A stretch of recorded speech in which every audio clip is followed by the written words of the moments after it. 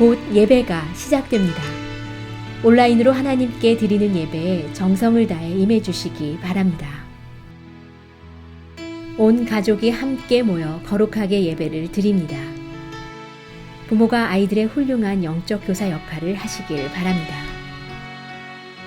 단정한 복장으로 예배를 드립니다. 성경책을 지참합니다. 예배 10분 전부터 예배 준비를 완료하고 기도합니다. 올바른 자세로 모든 순서에 정성을 다해 참여합니다. 핸드폰보다는 TV나 컴퓨터 모니터로 예배를 드립니다. 예배에 집중하여 하나님의 은혜를 기대합니다. 헌금은 정성껏 준비해서 우편으로 보내시거나 직접 교회 사무실 헌금함에 봉헌합니다.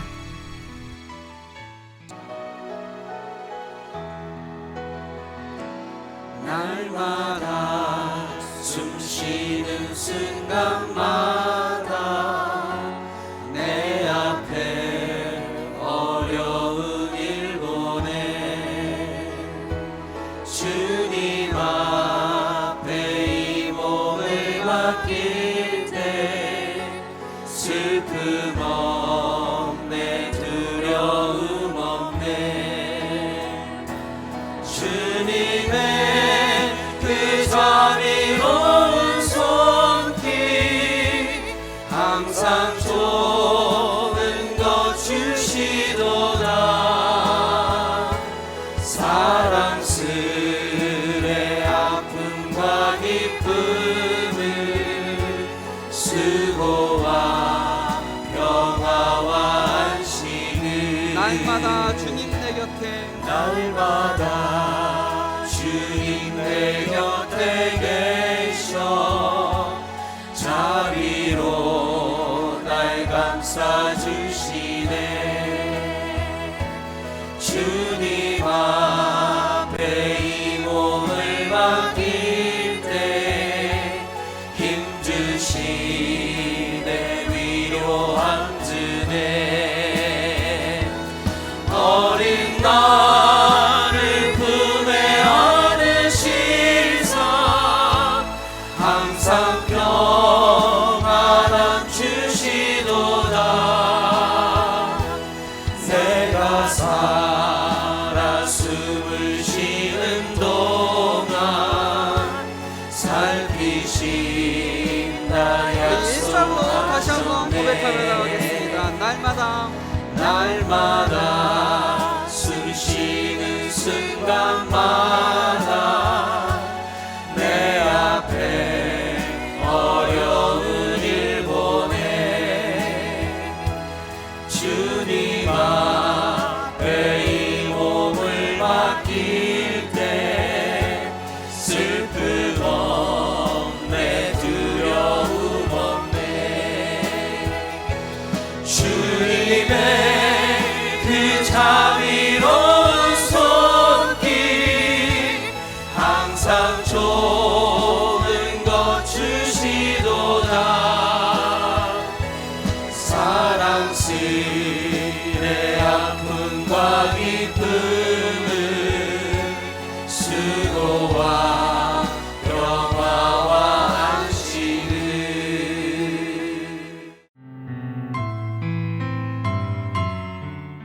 찬양받기에 합당하신 하나님, 오늘 우리에게 새날을 주셔서 예배와 기도로 하루를 시작하게 해주시니 감사합니다. 출애굽하는 이스라엘 사람들이 가졌을 감격과 기쁨을 지금을 사는 우리들도 말씀을 통해 느낄 수 있게 해주시니 감사합니다. 죽음에서 생명으로 옮겨진 6월절, 그 구원받은 자의 기쁨과 감격을 잃어버리고 크고 작은 문제들 앞에서 불평하거나 낭망하여 쓰러진 모습이 저희들에게 있다면 주님, 저희들의 연약함과 믿음 없음을 불쌍히 여겨주시고 용서하여 주시옵소서. 주님과의 첫사랑을 기억하여 다시 일어나 우리 삶을 인도하시는 주님만을 온전히 신뢰하고 붙들기를 원합니다. 하나님의 인도하심에 순종하여 일어나 하나님의 전신 갑주를 입고 거룩하신 하나님의 군대로서 믿음의 선한 싸움을 할 수 있도록 용기와 힘을 주시옵소서. 이스라엘 민족의 고통에 응답하셨던 하나님, 팬데믹으로 인해 어려운 상황에 놓여 있는 곳들이 많이 있습니다. 그러나 이 기다림에는 반드시 끝이 있으며 하나님의 때에 이루어 주심을 믿습니다. 주님의 교회와 성도들이 어떠한 상황에서도 낙심하지 않고 신실하신 하나님을 바라보기를 원합니다. 오히려 이때에 사랑의 씨를 이 땅에 뿌릴 수 있도록 저희들을 붙잡아 주시며 때가 되면 기쁨으로 단을 거두게 하시는 신실하신 하나님을 믿음으로 인내하게 하여 주시옵소서. 육체적 질병과 고난, 경제적 어려움 가운데 있는 성도님들의 가정을 위로하여 주시고 그들이 주님이 주시는 평강을 누리게 하여 주시옵소서. 인도를 비롯하여 많은 희생을 치르고 있는 나라들을 불쌍히 여겨주시며 전 세계에 백신이 원활하게 공급될 수 있도록 하여 주시옵소서. 하나님의 나라가 이 땅에 속히 임하게 하여 주시옵소서. 주님의 복음을 전하기 위해 일선에 나가 있는 선교사님들을 위해 기도합니다. 선교사님들이 가는 발걸음마다 주님의 말씀으로 회복되는 역사가 있게 하여 주시옵소서. 온갖 우상과 헛된 욕망에 사로잡혀 살아가는 열방들 속에 생명의 말씀이 하루속히 전파되기를 소망합니다. 주님, 2021년 선교대회를 위해 기도합니다. 저희 교회의 모든 성도님들이 주님께서 허락하신 이 귀한 시간을 기쁨을 가지고 한마음 한뜻으로 준비할 수 있도록 성령님 인도하여 주시옵소서. 선교사님들을 위한 기도와 물질의 후원을 아끼지 않으므로 주님께서 저희 교회에 주신 이 선교의 사명을 잘 감당할 수 있게 하여 주시옵소서. 저희들의 작은 땀방울이 이 땅 끝까지 주님의 복음이 증거되는 작은 씨앗이 되게 하여 주시옵소서. 오늘 말씀을 전하시는 한은준 담임 목사님의 입술을 주장하여 주셔서 오직 우리 하나님 아버지만이 드러나게 하소서. 목사님과 그의 가정을 축복하여 주시고 맡겨진 목회와 사역을 잘 감당할 수 있는 건강과 지혜 능력, 성도를 향한 사랑과 긍휼, 성령 충만함을 허락하여 주시옵소서. 살아계신 우리 주 예수님의 이름으로 기도합니다. 아멘.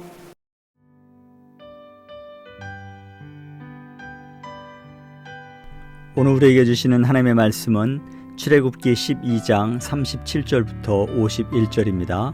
함께 봉독하시겠습니다. 이스라엘 자손이 라암셋을 떠나서 숫곳에 이르니 유아 외에 보행하는 장족이 60만 가량이요 수많은 잡족과 양과 소와 심이 많은 가축이 그들과 함께 하였으며 그들이 애굽으로부터 가지고 나온 발교되지 못한 반죽으로 무교병을 구웠으니 이는 그들이 애굽에서 쫓겨남으로 지체할 수 없었음이며 아무 양식도 준비하지 못하였음이었더라. 이스라엘 자손이 애굽에 거주한 지 430년이라 430년이 끝나는 그날에 여호와의 군대가 다 애굽 땅에서 나왔은즉 이 밤은 그들을 애굽 땅에서 인도하여 내심으로 말미암아 여호와 앞에 지킬 것이니 이는 여호와의 밤이라 이스라엘 자손이 다 대대로 지킬 것이니라. 여호와께서 모세와 아론에게 이르시되 유월절 규례는 이러하니라. 이방 사람은 먹지 못할 것이나 각 사람이 돈으로 산 종은 할례를 받은 후에 먹을 것이며 거류인과 타국 품꾼은 먹지 못하리라. 한 집에서 먹되 그 고기를 조금도 집 밖으로 내지 말고 뼈도 꺾지 말지며 이스라엘 회중이 다 이것을 지킬지니라. 너희와 함께 거류하는 타국인이 여호와의 유월절을 지키고자 하거든 그 모든 남자는 할례를 받은 후에야 가까이 하여 지킬지니 곧 그는 본토인과 같이 될 것이나 할례 받지 못한 자는 먹지 못할 것이니라. 본토인에게나 너희 중에 거류하는 이방인에게 이 법이 동일하니라 하셨으므로 온 이스라엘 자손이 이와 같이 행하되 여호와께서 모세와 아론에게 명령하신 대로 행하였으며 바로 그 날에 여호와께서 이스라엘 자손을 그 무리대로 애굽 땅에서 인도하여 내셨더라. 아멘. 오늘 우리가 읽은 본문 말씀은 드디어 이스라엘 백성들이 애굽 땅에서 처음에는 노예로 산 것은 아니죠. 요셉의 후광을 입어서 이제 애굽 땅에서 잘 정착하다가 요셉을 알지 못하는 왕이 등장하고 그 이후로부터 이제 바로의 그리고 애굽 나라의 핍박을 받게 되고 결국은 이제 노예로 전락하고 말죠. 그렇게 애굽에서 노예로 살았던 그 이스라엘 백성들이 애굽의 생활을 무려 430년이나 살면서 결국은 애굽의 노예가 되는 삶을 살게 되죠. 이 이스라엘 백성들을 하나님께서 모세와 아론을 통하여 이제 하나님 백성이 되도록 출애굽을 시키는데요. 오늘 본문은 드디어 이스라엘 백성들이 10번째 재앙인 애굽의 모든 장자와 모든 살아있는 첫 태생을 다 죽이는 그 장자의 재앙과 더불어 드디어 이스라엘 백성들이 역사적인 출애굽의 사건이 이제 실제로 시작되는 말씀이 오늘 본문의 말씀입니다. 40절에 보면 이스라엘 자손이 애굽에 거주한 지 430년이라. 정말 430년 어마어마한 긴 시간이죠. 이 430년의 긴 노예 생활 속에서 이제 이스라엘 자손이 람셋을 떠나죠. 람셋은 이스라엘 백성들이 노예로 모여 살면서 바로의 그 곳간인 국고성이 있었던 정말 노예 현장이고 이스라엘 백성들의 삶의 비참한 그 공사 현장이었던 람셋을 출발해서 이제 하나님 인도한 광야로 출애굽을 시작하는 장면이 오늘 본문에 나오죠. 37절 보세요. 이스라엘 자손이 람셋을 떠나 숫곳에 이르니 유아 외에 보행하는 장정이 60만 가량이라. 그러니까 남자만 60만 명이죠. 그러나 이 60만 명 안에는 어린아이와 그 다음에 여자들과 노약자는 포함되지 않았다라는 거죠. 만약에 어린아이와 노약자와 또 여자분들까지 다 포함한다면 200만이 무려 넘었을 것이다. 그 어마어마한 200만 명의 그 이상이 되는 이스라엘 백성들이 애굽으로부터 마침내 이제 떠나서 출애굽하는 거죠. 그런데 오늘 본문에 보면 이스라엘 백성들이 이제 하나님의 백성이 되기 위해서 이제 하나님의 그 10가지 재앙을 통해서 바로를 이제 꺾으시고 마침내 이스라엘 백성들을 이제 출애굽시키는데, 이 출애굽하는 이스라엘 백성들의 시작하는 장면 속에서 우리에게 눈길을 끄는 게 있죠. 그게 뭐냐면 38절입니다. 수많은 잡족과 양과 소와 심이 많은 가축이 그들과 함께 하였다. 이스라엘 백성들이 가지고 있는 재산인 양과 염소, 소 이런 가축을 이제 데리고 가는 것은 이해가 되지만 여기 안에 수많은 잡족이라고 그랬죠.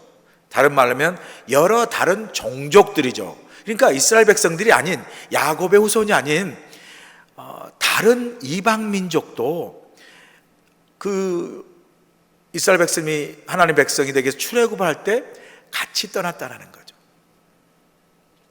여러분이 하나님께서 이스라엘 백성들을 애굽의 노예에서부터 출애굽한 것은 이제 그 예수님께서 이 땅에 오셔서 십자가에 달려 죽으심으로 제 가운데 우리를 구원해 주신 이 복음의 하나의 예표라고 할 수 있죠.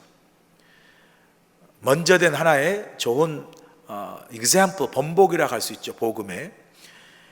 그런데 이 복음의 예표로서 이제 우리가 보게 된 이 출애굽 사건에 보니까 이스라엘 백성들을 그 애굽에서 구원하는데 그 구원의 대열에 다른 이방 민족도 끼었다라는 거죠. 출애굽이나 복음이 주시는 중요한 은혜가 뭐죠? 이 복음이라는 게 이스라엘 백성들만, 유대인들만을 위한 복음이 아니라 모든 사람들을 위한 복음이라는 거죠. 예수님께서 이 땅에 달려 십자가에 죽으심으로 우리를 구원을 주셨는데 그 구원을 유대인들만을 위한 구원이 아니라 모든 세상의 하나님의 백성들, 모든 인류들을 위해서 주님께서 십자가에 달려 죽으셨다는 거예요. 그래서 복음은 유대인만의 복음이 아니라 모든 사람들의 복음이라는 거죠. 이게 바로 사도 바울이 로마서에서 그렇게 강조한 이 복음의 중요한 의미죠. 이 복음은 유대인만의 복음이 아니라 모든 믿는 자에게 허락하시는 하나님의 복음이라는 거죠.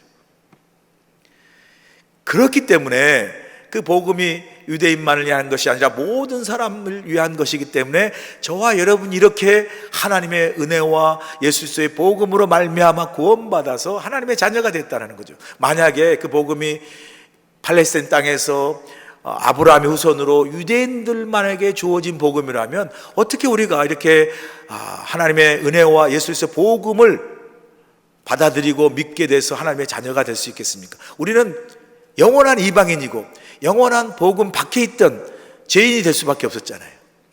그런데 오늘 출애굽 때에 출애굽하는 이스라엘 백성들 하나님이 구원하실 때, 출애굽시키실 때, 해방시키실 때 유대인들만이 아닌 많은 다른 이방인 민족까지도 함께 출애굽시키고 해방시키고 구원시켰다는 거죠. 바로 이것이 복음이라는 거죠. 사도 바울이 말한 것처럼 유대인만의 복음이 아니라 모든 믿는 자에게 구원을 주시는 하나님의 은혜요 능력이 복음이다. 바로 그 복음의 보편성, 복음이 모든 사람이 허락한 그 하나님의 은혜인 그 복음이기 때문에 우리가 이런 복음의 축복을 받고 구원받고 하나님의 자녀가 된 줄로 믿습니다.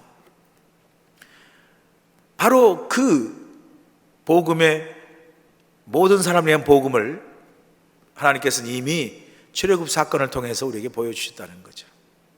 요즘 미국에서 일어나고 있는 블랙 라이브스 매터 흑인들이 차별당하고 또 요즘 이제 그걸 넘어서 우리 hate Asians, 아시안의 우리 아시안들을 위한 그 증오 범죄들이 늘어나고 있잖아요. 그래서 얼마 전에 하원과 상원에서 모처럼 정치가 그냥 막 공화당, 민주당 서로 싸우는데 요 법안만큼은 공화당과 민주당 일치해서 하원과 상원에 다 통과한 법이 뭐죠? 아시안 차별금지법이잖아요. 참 어떻게 보면 원래 하나님은 모든 민족들이 이 땅에서 서로 조화롭게 평화롭게 살도록 마치 6월절에 이방 민족, 유대인뿐만 아니라 이방 민족까지도 구원시키시는 이 복음의 6월절의 원리와 복음의 그 출애굽의 원리와 복음의 원리가 모든 사람을 위한 거 아닙니까? 사실 이런 것을 법으로까지 만들어서 그렇게 하지 말라고 금지하는 이게 어떻게 보면 슬픈 현실이죠. 복음의 정신만 제대로 갖고 있으면 6월절에 그 출애굽의 정신만 제대로 갖고 있으면 사실 우리 모두가 다 인종과 민족과 상관없이 세상에서 평화롭게 살아야 하는 게 맞는 거죠.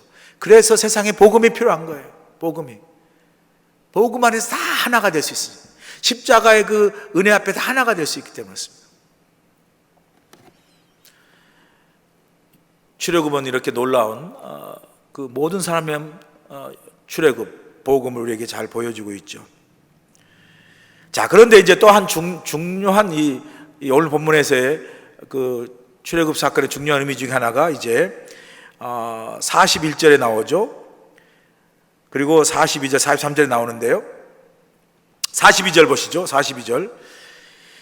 이 밤은 그들을 애굽 땅에서 인도하여 내심으로 말미암아 여호와 앞에 지킬 것이니 이는 여호와의 밤이라 이스라엘 자손이 다 대대로 지킬 것이니라. 그리고 43절 보세요. 여호와께서 모세와 아론에게 이르시되 유월절 규례는 이러하니라. 이방 사람 먹지 못할 것이나 하면서 이제 유월절 규례를 설명하고 있죠. 자, 여기서 우리가 중요한 개념이 하나 등장하는데요. 그게 뭐냐면요, 여기 보니까 이제 42절에 여호와의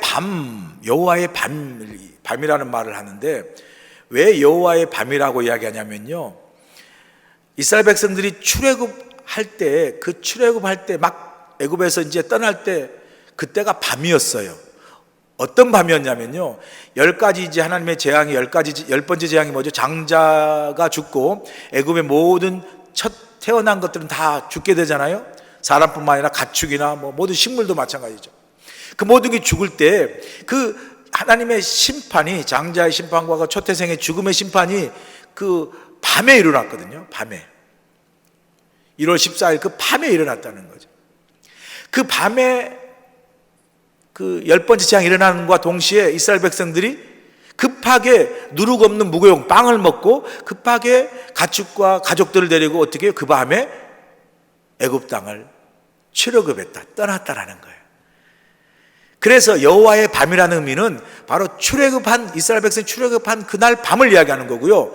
또 여호와의 밤, 그날이 언제냐면요, 하나님이 그 출애굽한 1월 14일 밤, 그러니까 유대 달력으로 1월 14일 아비벌 1월 달 그 1월 14일 그 밤을요, 이제 출애굽한 날이잖아요. 그 밤을 하나님께서는 유월절로 지키도록 명령했어요. 그래서 이제 유월절이라는 그 중요한 절기가 시작이 되는 거죠. 자, 이 무슨 말이냐면요, 하나님께서 이제 출애굽이라는 사건을 이제 하나님께서 일으키시죠. 출애굽이라는 사건은 뭐죠? 그 430년 동안 이스라엘 백성들이 애굽 땅에서 노예가 됐잖아요. 그 노예가 된 이스라엘 백성들을 모세 아론을 시켜서 출애굽시키는, 장정이 60만이요 어린아이 뭐 여자까지 포함하면 200만이 되는 이스라엘 백성들을 출애굽한 거죠. 이건 마치 우리나라가 일제치하에서 독립한 그 해방 사건처럼 출애굽 사건이 일어났어요. 그런데 하나님은 그 출애굽 사건을 사건으로만 끝나지 않게 하시고, 그 사건을요 어떻게 또 하나님께서 승화를 시키냐면요, 그 사건을 유월절이라는 절기로 하나님께서 승화를 시켜요. 유월절이라는 그 절기를 지켜야 할 그 예전이라고 그러죠. 이스라엘 백성들이 예비하며 지켜야 할 중요한 절기로 하나님께서 그 출애굽 사건을 유월절 절기라는 사건으로 연결해서 승화시킨다는 거죠. 그래서 하나님은 그 출애굽한 사건을 그냥 이스라엘 백성이 애굽 땅에서 나왔다는 그 해방 사건으로 끝나지 않고, 그 해방 사건을 하나님이 그 일을 하셨고, 하나님이 그런 놀라운 역사와 은혜를 베푸셨고, 하나님이 구원하셨고 해방시켰다라는 그 하나님을 기억하고 하나님을 예배하도록 하는 유월절이라는 예전 절기로 하나님께서 지키도록 이스라엘 백성들에게 명령하셨다라는 거예요. 이건요 우리에게 중요한 교훈을 줍니다. 그게 무슨 말이냐면요, 우리 그리스도인들의 삶, 신앙의 삶은요 어떤 삶을 사냐면요, 우리 인생에 많은 사건들이 있잖아요. 그 많은 사건들을 그냥 하나에 일어난 단편적인 사건, 뭐 어쩌 하다 보니까 일어난 어떤 그 이례적인 사건, 또 어떻게 하다 보니까 발생한 우연한 그 우회적인 사건, 이것이 아니라요, 그 사건들을 우리는 어떻게 해요? 하나님께서 출애굽한 사건을 그 하나님의 은혜와 하나님의 구원을 기억하도록 유월절이라는 절기와 예전의 사건, 예전의 그 규례로 만드신 것처럼 우리 삶 속에 일어난 일정한 많은 사건들을 우리는 어떻게 해요? 이 속에서 하나님의 은혜가 무엇이고, 하나님이 주신 어떤 메시지가 무엇이고, 하나님이 어떤 그 의미로 이것들을 우리에게 허락하는지를 그 사건 속에서 하나님의 은혜도 기억하고 하나님의 인도하심도 깨닫고, 또 하나님께 뭔가 우리가 그 사건에 대한 깨달음을 통해서 반응하는 감사 혹은 회개, 고백, 이러한 신앙적인 어떤 예전과 의미를 담는 사건, 그러니까 사건을 그러한 영적 예전, 영적의 의미로 우리가 늘 해석하면서 영적으로 분별하고 또 고백하면서 살아가는 사람들이 그리스도인이라는 거죠. 예를 들어서 사도 바울이 이제 그 전도 여행을 하잖아요. 2차 전도 여행을 할 때 사도 바울이 소아시아에서 이제 그 북쪽으로, 소아시아 터키 북쪽으로 가고 싶었는데 꿈을 꾸잖아요. 그런데 그 유럽, 그리스, 그 마케도니아 지방에서 사람들이 손을 들면서 우리를 도우라라는 꿈을 꾼 거예요. 사도 바울이 일어나서 뭐 이런 꿈이야, 꿈 이상한 꿈 꿨네 그러고 지나갈 수 있고 다시 원하는 대로 비두니아 북쪽으로 올라갈 수 있는데, 사도 바울은 그 꿈의 사건을 어떻게 해요? 성령께서, 하나님께서 그로 하여금 유럽으로 건너가서 복음을 전하는 그 영적인 중요한 의미, 중요한 하나의 그 부르심으로 깨닫고 해석을 하잖아요. 그래서 결국은 본인이 계획했던 비두니아로 올라가서 소아시아 북쪽 올라가서 복음을 전하지 아니하고 바로 그 소아시아 그 끝쪽에서 최초로 마케도니아 빌립보로 건너가서 복음을 전함으로 어떻게 해요? 이 복음이 최초로 유럽에 전파하게 되고 그 소아시아를 떠나서 사도 바울이 타고 간 그 배가 그 아놀드 토인비에 하면 그 사도 바울이 탄 그 배가 유럽의 역사, 세계 역사를 바꿨다라고 그 놀라운 하나의 출발점이 됐다라고 말하지 않습니까?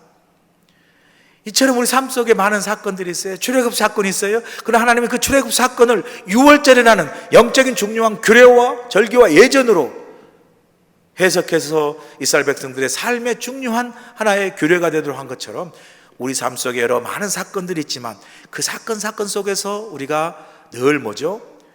영적인 안목을 가지고 하나님의 어떤 은혜와 하나님의 인도하심과 하나님의 부르심과 그 뜻을 발견하는 그런 영적인 중요한 하나의 그 의미와 또 고백과 해석들이 우리 믿는 그리스도 삶 속에는 늘 있어야 된다는 거죠.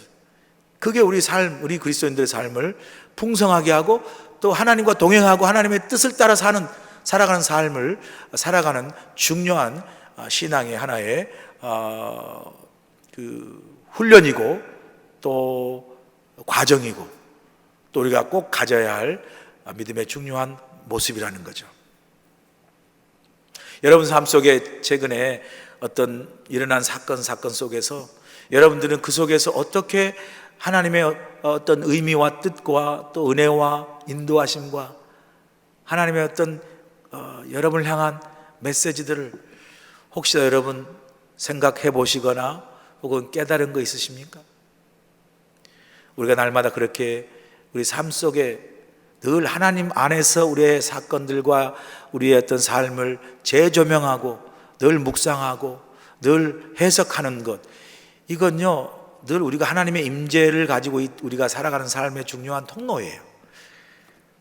이러한 삶이 또 여러분 삶이 하나님과 더불어 살아가는, 그래서 하나님이 여러분의 삶을 인도해 가시고 필요한 대로 은혜를 베푸시고 또 도우시고 지키시는, 그리고 그로 인해서 여러분의 삶이 기뻐지고 감사가 고백되어지는 그런 하나님과 동행하는 복된 삶 살아갈 수 있길 간절히 축원합니다. 자, 마지막으로 48절에 보니까 이런 말씀을 하죠. 너희와 함께 거류하는 타국인이 여호와의 유월절을 지키고자 하거든 그 모든 남자는 할례를 받은 후에야 가까이하여 지킬지니 곧 그는 본토인과 같이 될 것이나 할례 받지 못한 자는 먹지 못할 것이니라. 이제 유월절에 규례들이 있죠. 뭐 음식을 같이 집에서 나누고 먹는 그런 이제 그 유월절 규례들이 있는데, 뭐 유대인들에게는 괜찮지만 유대인이 아닌 이방인들이 만약 이제 섞여 있잖아요. 그런데 이방인들이 유월절을 지키기 위해서 하나님께 주신 그 규례가 있죠. 이방인들이 유월절 지키기 위해서 함께 음식을 나누고 함께 할 때 반드시 그들이 뭐죠? 그들이 할례를 받아야 된다는 거죠. 할례를 받지 않고는 유월절 예배와 또 유월절 잔치에 참여하지 못하도록 하나님께서 규정을 하시는 걸 우리가 보게 되지 않습니까? 이게 이제 주님 오시기 전에 하나님께서 이스라엘 백성들에게 지키도록 한 유월절 규례라면, 우리가 고백하고 믿는 이 복음, 구약 시대를 지나서 구약의 말씀이 예표한 예수님이 오셔서 십자가의 복음, 달려 죽으심으로 우리를 구원하신 이 복음, 예수 그리스도의 복음은 이 출애굽 당시 하나님께서 주신 이방인들의 그 유월절 잔치와 예배에 참여하기 위해서 어떻게 육신의 할례를 받아야 된다는 거죠. 그러나 예수님께 오셔서 우리에게 주신 이 복음은 육신의 할례가 필요 없다는 거죠. 그게 이제 사도 바울이 또 로마서에서 주장한 중요한 하나의 신학적 논쟁 아닙니까? 유대인들은 반드시 뭐 이방인들이 유대인의 그 자리에 또 유대인이 되고 유대인처럼 하나님 백성 되기 위해서는 할례를 꼭 받아야 된다고 주장하잖아요. 그러니까 이방인들에게 복음을 전하려고 하는데 할례를 받아야 된다니까 복음이 전해지지 않잖아요. 그때 사도 바울이 이방인의 사도로서 복음을 전하는 데 있어서 이 중요한 고백을 하지 않습니까? 구약 시대야 유대인들에게 할례를 받는 것이 유대인이 되는 가장 중요한 조건이고 또 그 할례를 받아야만 하나님의 백성들이 가장 중요한 조건이라면 이제 예수 그리스도가 온 이 이후에는 육신의 할례가 중요한 것이 아니라 마음의 할례를 받으라고 그러죠. 마음의 할례가 뭐죠? 예수 그리스도를 우리가 입으로 고백하고 정말 주로 시인하고 마음으로 믿음으로 마음으로 믿어 주님을 주로 고백하는 이 믿음만 있으면 누구든지 다 유월절의 잔치, 구원의 자리에 그리고 하나님 백성의 자리에 다 들어갈 수 있다는 거죠. 그래서 복음이 사도 바울의 복음은 육신의 할례가 아니라 너희 마음의 할례를 받아서 예수 그리스도 주로 믿음으로 말미암아 누구든지 육신의 할례를 받은 사람만이 아브라함의 자손이 아니라 예수 그리스도 믿는 믿음으로 복음을 받은 누구든지 다 영적으로 아브라함의 자손이라는, 다 하나의 백성이라는 거죠. 그래서 마음의 할례를 받으라고 말하죠. 자, 그런데 우리가 여기서 잊지 말아야 될 것이 하나님께서 유월절을 이방인도 지키라 할 때 할례를 받게 하신 게 뭐냐면 그 할례의 의미는 바로 너희가 바로 하나님의 백성이라는 증거거든요. 그러니까 더 이상 이방인이 아니라 할례를 받음으로 이제 하나님의 백성이 됐다는 거죠. 그게 증표예요. 증표. 할례가 증표입니다. 마찬가지로 우리 이제 믿는 그리스도인들이 복음을 믿잖아요. 자, 복음을 믿으면 이제 마음의 할례를 받아서 육신의 할례가 필요 없는 거죠. 예수 그리스도 믿는 그 믿음이 마음의 할례니까요. 그런데 예수 그리스도를 믿는 이 복음을 믿는 사람이 가장 중요한 건 뭐죠? 출애굽 당시 6월절에 할례가 하나님 백성이라는 증표인 것처럼 우리가 예수 믿는 우리가 이제 정말 하나님 백성이라는 그 증표를 분명히 보여주는 게 뭐죠? 믿음이라는 거죠. 이제 믿음이요, 우리가 그리스도인이라는 것을 보여주는 마음의 할례, 증표예요, 증표. 그러니까 교회에 다닌다고 해서 우리가 하나님 백성이 되고 직분을 가졌다가 아니라 예수 그리스도를 주로 고백하고 그 주님을 복음을 나의 정말 나를 구원한 하나님의 능력이고 생명이라는 것을 분명히 믿는 이 믿음이 확실히 있는 그게 바로 할례고 증표라는 거죠. 여러분은 예수 그리스도 믿는 믿음의 사람으로, 크리스찬으로서 하나님을 믿는, 복음을 믿는 분명한 그 믿음의 고백, 믿음의 증표가 있습니까? 아, 저 사람 보면 정말 교회 다니는구나, 저 사람 보면 정말 신앙인이구나 라는 그 증표가 있어야 된다는 거죠. 마치 할례처럼. 제가 지난주에 참 감동을 받았어요. 그게 뭐냐면요, 우리 교회 나오신 지 얼마 안 되신 분인데 얼마 안 되셔가지고 처음으로 교회에 나오고 세례도 받고 그래서 이제 신앙생활 하는데 이분이 저에게 대화하는 중에 이런 말씀을 해요.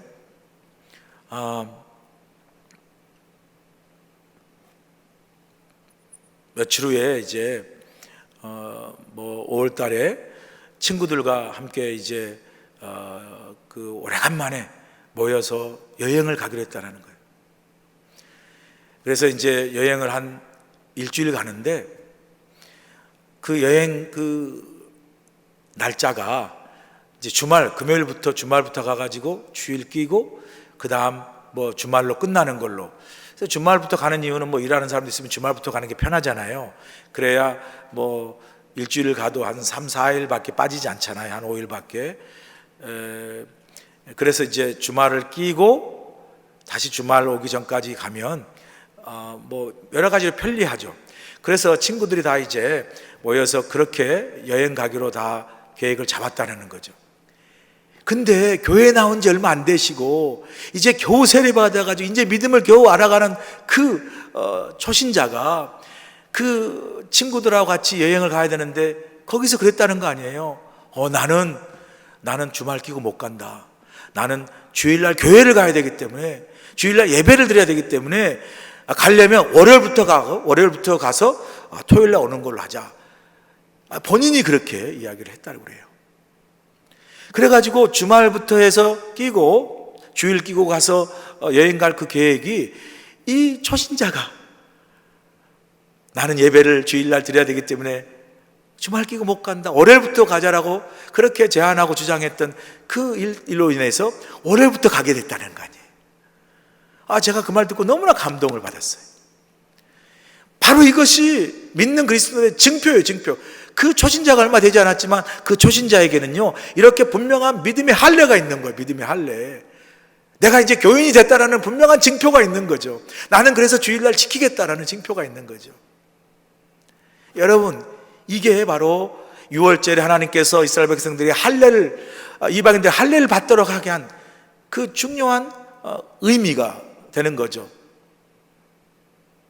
그게 복음에서는 믿음이라는, 우리 믿음. 우리가 믿는다고 하면 내가 그리스도인이고 믿음의 사람인 것을 분명히 드러내고 증거해 보일 만한 이 할례와 같은 증표들이 우리 삶 속에 분명히 나타나야 된다는 거죠.